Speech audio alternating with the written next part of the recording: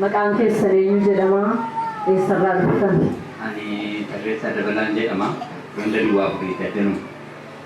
Achiitiin maal isiniif godhe Waaqayyo maal dhugaa waati iddoo kanatti? anamma ji'a Gimboot keessaa jalqabee anna koonatu baay'ee na oofisa. Yeroo na oofisu immoo akkuma madaan jaalata. Boqonnaa baay'ee na dhowwate gara ji'a lamaa fi boqonnaa sababii dhabeedhaa fi haadhumanaa koo guyyaatti lafa sadii fi bishaan dandeestii isumaan itti laqeennaan inni na boqochiisuu jiti. Dideennaan gaafa tokko addarba seenanii raajii Abiraamii naa kadhatu namni shigii galanii jiru kadhannaadhaa fi jedhaniitu dubbatan. Deebi'een gala. Boqonnaan argannee nama jeeqama ture. Amma na qalamaffaan gaamuu mishigii ba'aniiru jennaan. Amma yeroo dhufu har'a gaafa tokko yommuu dhufu deebi'ee yommuu dhufu ammas gaafa sana ba'anii namaan kadhan. Amma naqa sadaffaa yommuu dhufu gaafa sanaa hin ba'an isaan. Yeroo mana keetii kaatee akka deeman jirtu maal jettee jedhan. Har'a raajii Abiraam naa kadhachuu maturra jira. Yoo isaan naa kadhachuu baatanii gadi ba'an ta'e immoo warri nageessuun kun iddoo sanatti nageessuu qabu. Isaan waan gidsiisee achitti akka isaan nageessan godha malee ani baay'ee dhiphateeran jedhee amma na waamanii iddoo kanatti dhukkuba kalee qaban ture akka daambisaatiis qaban ture kanaaf qorichaan fudhadhu akkootti intini jedha malee isaati isa kanatti addanatti na waamanii kan hundaatti bilii isaanaan jedhan. Inni akka malee abidana ta'ee dhani qonna na oolu sun guyyuma sana narraa harca'ee nagaan argadhee jechuudha nan boqodhe. Nan boqodhee nagaan argadhee maqaa Yesuus Kiristoos kan galateeffame haa ta'u malee baay'ee wanta guddaa sanaan godhe Waaqayyoo jedhee naan baaba'u. Keessan wanta isin irratti mul'atu jiru hoosisaan sun sinniiseera. Hoosisaan sun na dhiiseera. Akkuma bishaanii kan rooba ture nagaan qabu akkuma madaa abidana ta'a. Baay'ee na yaaddessee baay'ee boqonnaa dhabe amma dasiitii iddii isaan naa kadhatanii kadhannaa isaanii booddee wanti gara biraan wanti naa ta'e tuttu jira. Mucaan koo tokko isumatti dabalee dhugaa ba'a jedheen ture kan maala dhugaa baate goyyuu ji'a kana keessa ture. Mucaan koo waggaa 2 fuuldura yuunivarsiitiitti eebbifamee ba'e. Amma eessa dhaqaa hojiin hin jiru. Hojiin hin jiru. Waggaa sadaffaan isaa kun hojii tokko darbeera amma waggaa sadaffaa ta'uudhaaf. Waggaa 2 ji'a tokko jechuu kooti. Amma Waaqayyoo utuma ati bacha deemu carraa tokko argate. Waaqayyo isa kanatu na gammachiiseera. Gammachuu kanaa Sami Waaqayyo kana gammadu kan isa kana dhugaa barbaadaa gara biyya alaa carraa barumsaa argatee adeeme. Gara biyya Indiyee deeme.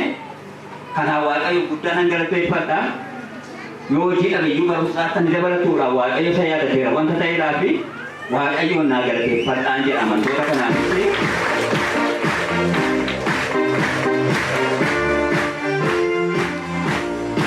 Jalanni guddaa Waaqayyoo haa ta'u.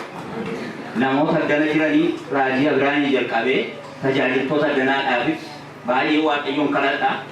Iddoo kana moosa Waaqayyo fayyinatu jira dhugaadha kuni. Ani yeroo baay'ee naannoo miti waliin ture ofuma kootiin iyyuu amantootuma keessan turan jedhee waan akkasitti argine. Waaqayyo galanna ta'uu ani baay'een itti gammadaa raajii Abiraamii yeroo maqaa isaan isin jedhan iyyuu ani yeroo dhufu baay'een itti gammadee gala. Baay'ee natti toltu amantoota edana hundumtuu natti toltu Waaqayyo isin jabeessu akkuma koommoo fayyina isin bagennu jedha. Baay'een isin itti gammada hundumatti iyyuu iddoo kana naamota jira fayyina jira galatatu jira. Waaqayyo immoo dachaa eebbisu saba addana jiranii. Warra iddoo kana tajaajilanis Waaqayyo sagalee tokkotti na ta'e eebbinu kumaatama ta'e kan itti qabatu. Kumaatama ta'e kan itti qabatu. Amma iyyuu dachaa mul'ata kennuuf mul'ata kanaan immoo addunyaa guutuu deemanii akka isaan fayyisanii Waaqayyoon hin kadhanna. Waaqayyo isaanii wajjin haa ta'u jedhan. Hoomattuu nuti immoo hin dandeenye. Warri afuufsuun as macha buuffee nama sana maqaa balleessitu immoo jara kana dandee adda isaanii dura dhaabatiin.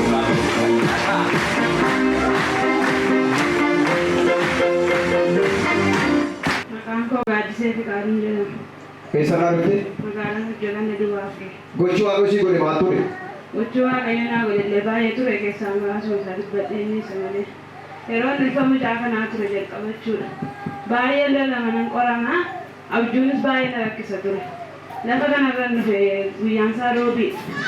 Innaanii raajiin fa'aa utuma inni Waaqayyoo lafa kanatti tuni natti hin dubbatiin galuun qabadeen taa'ee qofaa makoonaa isaan ture. Naan raajiin fa'aa ati kan ol ka'imee naan jedhannaan ka'ennaan abjuun baay'ee si qoraara miti naan jennaan baay'ee na qoreen jedhe.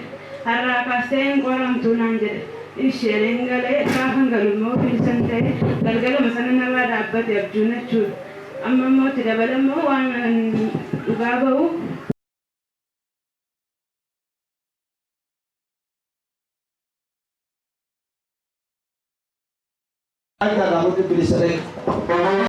Gaafan dhufee akkasaan nataa jiraan na arganii dhufanii mucaan kee fayyaa irraa kaasee bilisaa naan jedhe. Amma guyyaa 10 zayitii dibataatti dibii kana booddee kottu dhugaa bahi naan jedhan. Mucaa kee niitee qabu sana booddee niise? Niise. Abjuun kee jalqaba yeroo mucaa kana garaatti baattu abjuu kee si rakkisaa ture. Abjuu sanarraa hin fayyite. Abjuu sanarraa hin fayyite. Saganasii godhe gooftaa kee sanatti galateeffadhaa. Bakkaree baafachuu isa ayyaandaa namaa garagashu kan biraan du'aadha jedha Yesuus garuu fayyaadha jedhee akkuma dubbatee fayyaa baattee dhufte. Amma yoo dhaqanii waa gooftaa galateeffadhaa. Maqaan keessan eenyuun jedhama? Eessarraa dhuftan? Waaqayyo lafa kanatti maal isiniif godhe? Maqaan koo Qajeelaa Nagaasaa jedhama. Jedhama biyya duwwaa afuriitii kan Waaqayyo naa godhe naannoo ji'a adoolessaa kanaa gara 8-9 kaaseeti horohoriin mataa nama duwwaa nama hoosisaan. Kun garuu darboota xanaa wanta ta'eefi fuula koo kana hunduma kanaa wal morma koo wal akka jirutti na hoosisa ture. Mataa koo kanarraa akka wanta fileeriyaa wayii nama hoosisee na hoosisee fuula koo na hoosisee na rakkisee.